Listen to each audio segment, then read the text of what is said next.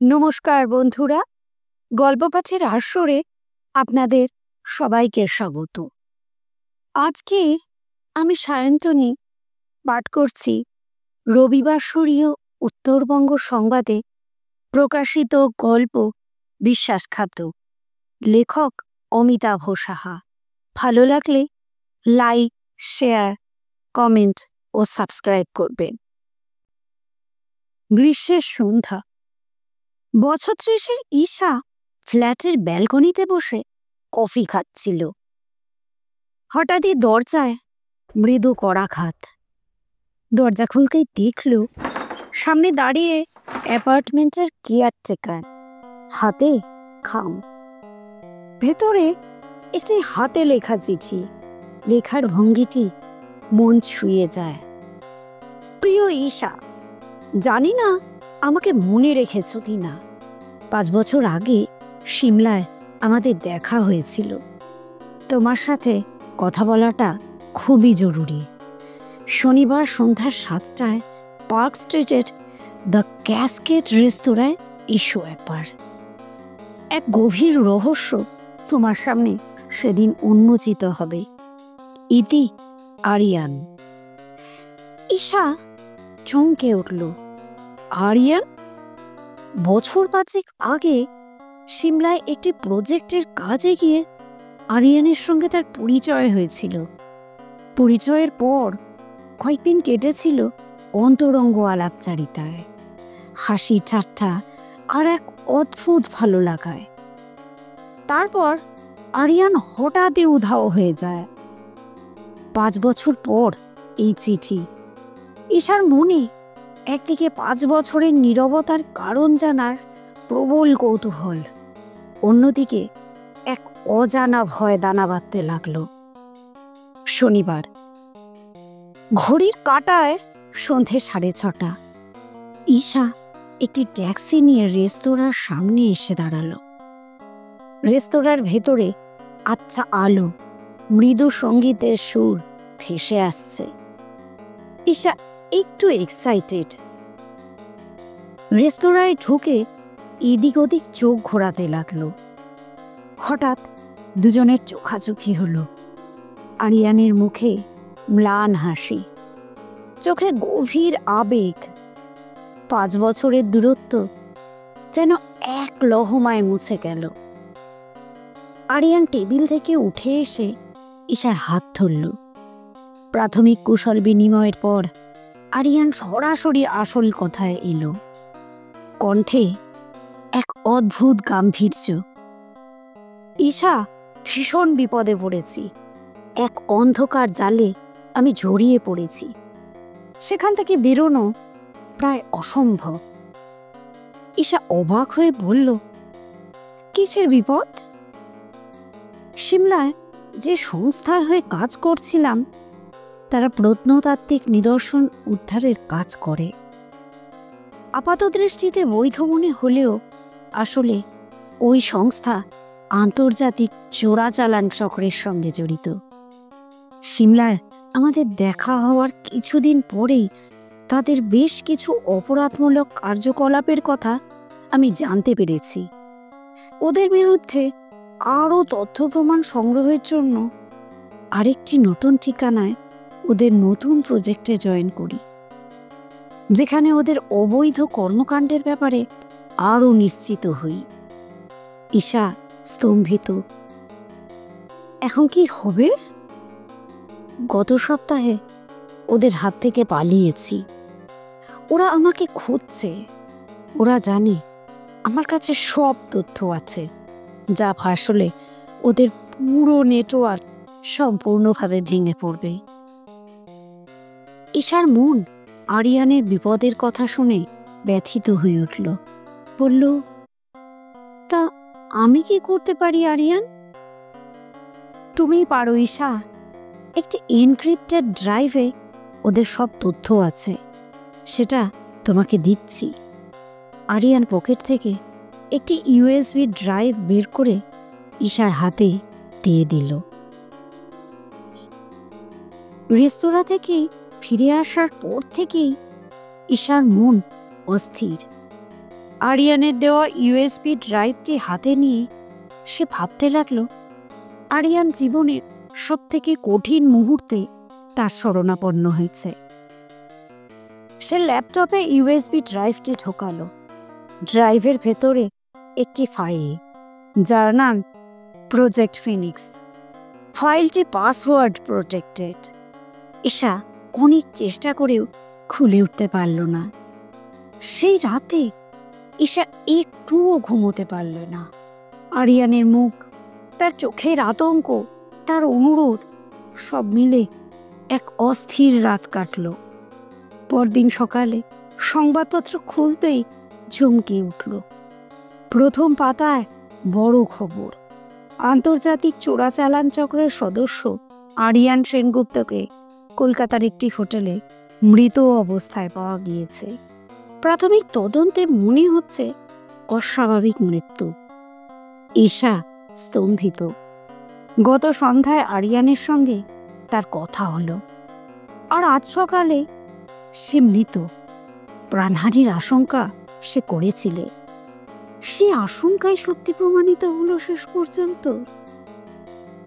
ঈশা দ্রুত গতিতে তার বাল্যবন্ধু অনির্বাণের সঙ্গে দেখা করল। অনির্বাণ ফরেন্সিক বিশেষজ্ঞ।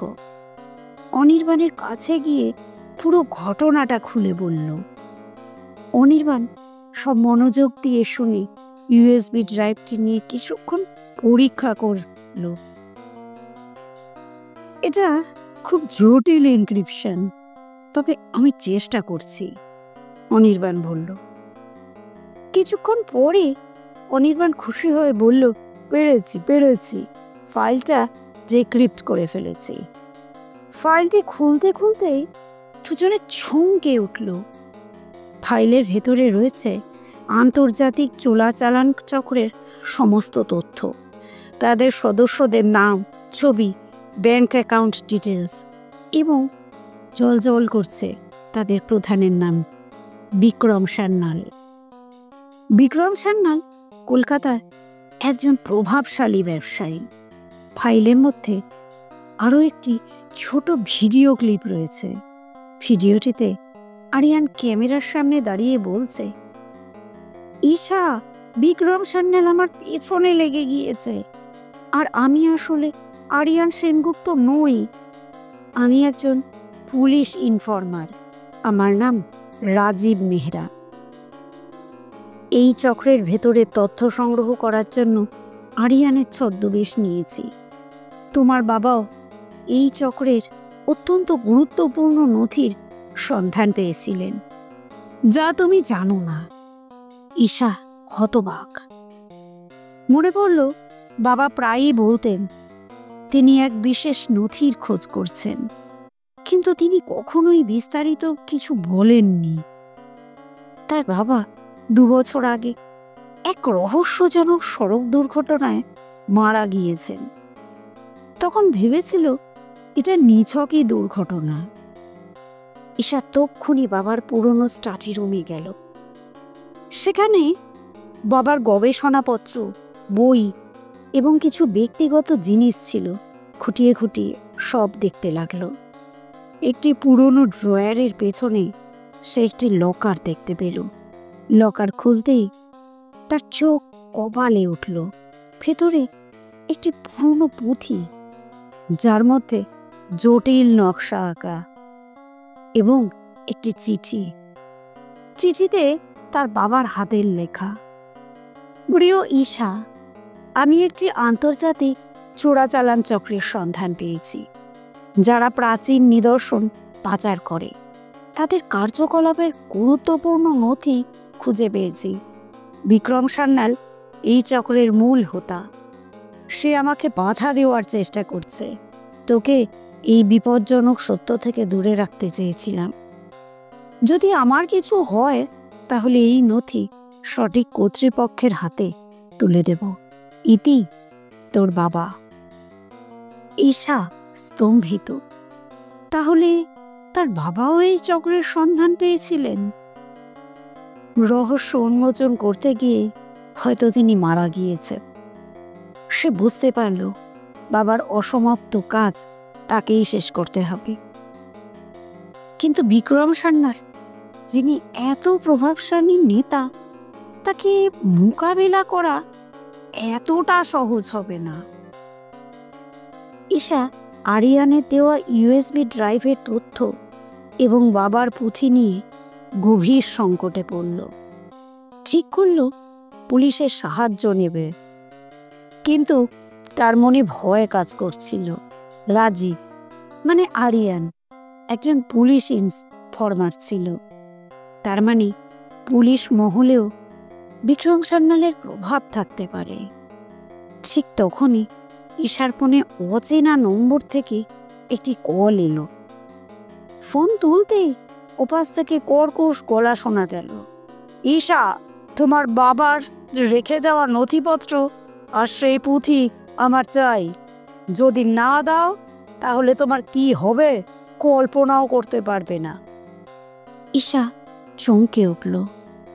বিক্রম সান্যাল জেনে গেছে? দ্রুত ফোন রেখে দিল। অনির্বাণ সব শুনে বলল, আমাদের আর সময় নেই, এই নথি আর পুঁথি যত তাড়াতাড়ি সম্ভব পুলিশের হাতে তুলে দিতে হবে। ঈশা এই অবস্থায় কাকে বিশ্বাস করবে বুঝতে পারছিল না। সে একজন প্রথিতযশা আইনজীবীর সঙ্গে দেখা করে সব কিছু খুলে বলল। আইনজীবী তাকে আশ্বস্ত করে বললেন তিনি সব প্রমাণ সংগ্রহ করে একটি শক্তিশালী মামলা তৈরি করবেন। এর মধ্যে একদিন গভীর রাতে ঈশা ফ্ল্যাটে হঠাৎ ঘুম ভেঙে দেখে একজন মুখোশধারী ব্যক্তি তার বাবার স্টাডি রুমের দিকে যাচ্ছে। সে দ্রুত অ্যালার্ম বাজিয়ে দিল। মুখোশধারী দ্রুত পালিয়ে গেল। ঈশা নিশ্চিন্ত হলো, বিক্রম সান্যাল তার পিছনে লেগে গিয়েছে। সে শুধুমাত্র নথি আর পুঁথিই খুঁজছে না, সে হয়তো অন্য কিছুও খুঁজছে। ঈশা পুরনো পুঁথিটা পরীক্ষা করে দেখল। পুঁথির শেষ পাতায় একটি ছোট্ট পকেট ছিল, যেখানে একটি ছোট্ট ডায়মন্ড রাখা। ঈশা অনির্বাণকে ডায়মন্ডটা দেখালো। সে পরীক্ষা করে বলল, এই ডায়মন্ডের ভেতরের কার্বন খুবই বিরল। শুধু এটা রত্ন নয়, মনে হচ্ছে এর মধ্যে গোপন তথ্য এনকোড করা আছে। ঈশা অবাক হলো, এই ডায়মন্ড একটা ডেটা স্টোরেজ ডিভাইস। আরিয়ানের প্রজেক্ট ফিনিক্স বলতে সম্ভবত এই ডায়মন্ডে থাকা তথ্যকেই বোঝানো হয়েছে। ঈশা অধ্যাপক ডক্টর রায়কে খুঁজে বের করল, যিনি প্রাচীন খনিজ ও এনক্রিপশন নিয়ে কাজ করেন। ডক্টর রায় ডায়মন্ডটি পরীক্ষা করে নিশ্চিত করলেন যে এর মধ্যে ডেটা এনকোড করা আছে। বললেন, এই ধরনের টেকনোলজি খুবই বিরল, এটি খুলতে কিছুটা সময় লাগবে। ঈশার মনে অস্থিরতা কাজ করছিল। সে জানত বিক্রম সান্যাল তার উপর নজর রাখছে। আর ঠিক তখনই ঈশার আইনজীবী ফোন করে জানালেন, ঈশা, তোমার বাবার ডেথ কেসের ফাইলটা আবার দেখতে চেয়েছিলাম। এটা কোনো সাধারণ দুর্ঘটনা নয়, কিছু গুরুত্বপূর্ণ তথ্য ফাইল থেকে উঠাও। ঈশা আইনজীবীর কথায় স্তম্ভিত। তার বাবার মৃত্যু আসলে খুন, আর এই সব কিছুর পিছনে বিক্রম সান্যাল। এদিকে ডক্টর রায় ডায়মন্ডের ভেতরের ডেটা ডিকোড করতে শুরু করলেন। কিছুক্ষণ পর তিনি একটা ভিডিও ফাইল প্লে করলেন। ভিডিওতে দেখা গেল বিক্রম সান্যাল আন্তর্জাতিক চোরাচালান চক্রের এক মিটিংয়ে বসে আছে এবং তাদের সঙ্গে একজন পরিচিত মুখও রয়েছে, অনির্বাণ মুখার্জি। ঈশা হতবাক। অনির্বাণ, যে তার বাল্যবন্ধু, যাকে সে বিশ্বাস করেছিল, সেই এই চক্রের সঙ্গে জড়িত। অনির্বাণ ভিডিওতে বিক্রম সান্যালের সঙ্গে হাসি মুখে কথা বলছে। ভিডিওতে অনির্বাণ বলছে, প্রজেক্ট ফিনিক্স আসলে গুপ্তধনের ডায়মন্ড, আর এই ডায়মন্ড এখন ঈশার হেফাজতে। ঈশার সবচেয়ে বিশ্বস্ত বন্ধু, আর সেই বিশ্বাসঘাতক। সেই হয়তো আরিয়ানকে খুন করিয়েছিল যাতে সে এই ডায়মন্ডের খোঁজ পায়। ঈশা যখন ভিডিওটি দেখছিল তখন অনির্বাণ তার পাশে দাঁড়িয়েছিল। অনির্বাণের মুখে এক বিজয়ের হাসি। তুমি সব জেনে ফেলেছ ঈশা, কিন্তু এখন অনেক দেরি হয়ে গেছে। অনির্বাণ একটি ছুরি বের করে ঈশার দিকে এগিয়ে এলো। ঈশা হতবাক হয়ে পিছিয়ে গেল। তার চোখে অবিশ্বাস আর যন্ত্রণা। অনির্বাণ যখন ঈশার দিকে ছুরি নিয়ে এগিয়ে এলো তখন ঈশা আতঙ্কিত হলেও নিজেকে সামলে নিল। ডাক্তার রায় দ্রুত তার ডেস্কের নিচে রাখা অ্যালার্ম বোতাম টিপে দিলেন। সঙ্গে সঙ্গে সিকিউরিটি অ্যালার্ম বেজে উঠল। অনির্বাণ ঘাবড়ে গেল। তার চোখে তখনও এক নির্মম নিষ্ঠুরতা। কেউ বাঁচাতে পারবে না তোমাকে, সে বলল। ঈশা বুদ্ধি করে ডাক্তার রায়ের টেবিলের উপর থেকে একটি ভারী ফাইল তুলে অনির্বাণের দিকে ছুঁড়ে মারল। অনির্বাণ মুহূর্তের জন্য বিচলিত হতেই ঈশা দ্রুত ঘর থেকে বেরিয়ে ছুটে পালালো। অনির্বাণ তার পিছু ধাওয়া করল। ঈশা ছুটতে ছুটতে করিডোর দিয়ে সিঁড়ির দিকে গেল। হঠাৎই করিডোরে বেশ কয়েকজন পুলিশ অফিসারকে দেখা গেল। ইন্সপেক্টর দেবজ্যোতি রায় সেই অ্যালার্মের শব্দ শুনে দ্রুত ঘটনাস্থলে এগিয়ে এসেছিলেন। অনির্বাণ পুলিশ দেখে স্তম্ভিত হয়ে গেল। তার মুখে একরাশ হতাশা। পুলিশ তাকে ঘিরে ফেলল। ইন্সপেক্টর দেবজ্যোতি রায় অনির্বাণকে গ্রেপ্তার করলেন। আমি জানতাম অনির্বাণ মুখার্জি এই চক্রের সঙ্গেই জড়িত, ইন্সপেক্টর দেবজ্যোতি রায় ঈশার দিকে তাকিয়ে বললেন। রাজীব মানে আরিয়ান, সে একজন পুলিশ ইনফরমার ছিল। এই তথ্যটি গোপনে আমাকে জানিয়েছিল। আরিয়ানের মৃত্যুর পর আমি অনির্বাণকে সন্দেহ করতে শুরু করি। আমি ওকে নজরদারিতে রেখেছিলাম। ডাক্তার রায়ের সঙ্গে আমি আগেই যোগাযোগ করেছিলাম এবং তাকে এই অ্যালার্ম সিস্টেমটি ইনস্টল করতে বলেছিলাম যদি কোনো বিপদ হয়। ঈশা স্বস্তি পেল। আরিয়ানের মানে রাজীবের মৃত্যু বৃথা যায়নি। অনির্বাণকে জেরা করা হলো। সে স্বীকার করল সে বিক্রম সান্যালের হয়ে কাজ করত। সেই আরিয়ানকে খুন করিয়েছিল কারণ আরিয়ান প্রজেক্ট ফিনিক্সের তথ্য নিয়ে পালিয়েছিল। অনির্বাণ চেয়েছিল সেই ডায়মন্ডের দখল নিতে। বিক্রম সান্যালকেও সমস্ত প্রমাণসহ গ্রেপ্তার করা হলো। তার আন্তর্জাতিক চোরাচালান চক্র ভেঙে দেওয়া হলো। ঈশার বাবার খুনের রহস্য উন্মোচিত হলো। বিক্রম সান্যালই ঈশার বাবাকে খুন করিয়েছিলেন কারণ তিনি এই চক্রের গুরুত্বপূর্ণ নথি খুঁজে পেয়েছিলেন এবং তা ফাঁস করবার চেষ্টা করেছিলেন।